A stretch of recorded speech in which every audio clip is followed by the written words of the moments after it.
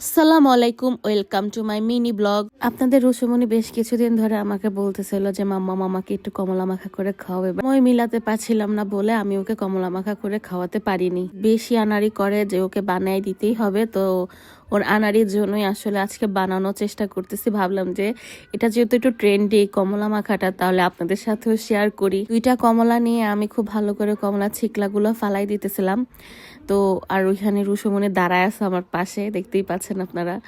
তো এর মধ্যে কমলাটা ফ্রিজে রেখে দিয়েছিলাম। ও আমাকে বলছিল মা ভিডিওতে দেখাচ্ছে ফ্রিজে রাখতে হয়। রাখার পর ওইটাই হচ্ছে একটু পানি দিয়ে ইয়ে করে দেন কমলাটা ছাড়িয়ে এটাতে একটু মশলা মাখিয়ে নিই। দিয়েছি বিট লবণ দিয়েছি আর গুঁড়া মরিচ দিয়েছিলাম আর শুকনো মরিচ দিয়েছিলাম। তারপরে হচ্ছে এটাকে একটু দিয়ে তারপরে একটু মশলার পাতি দিয়ে এটাকে খুব ভালো করে নাড়াতে হবে।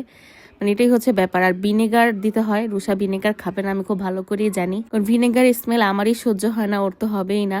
তো ভালো করে নাড়াচাড়া শেষ করে তারপরে এটা যে লুকটা দেখে খুবই ইয়াম্মি। বাট আমি আসলে এতটা এক্সপেক্ট করিনি যে এটা এতটাই মজা হবে। মানে আমার খুব পছন্দের তালিকার মধ্যে একটা মানে মাখা আর কি, কমলা মাখা। তো এটা খুবই মজা খেতে, মানে আমার কাছে খুবই ভালো লাগছে। বাট একটু ঠান্ডাটা বেশি, ওই জন্য আমার একটু দাঁতে কিরিকিরি লাগতেছিল, মানে কিরমির করতেছিল। বাট রুষা খুব ভালোই খাইছে আলহামদুলিল্লাহ। তো সবাই ভালো থাকবেন, আসসালামু আলাইকুম।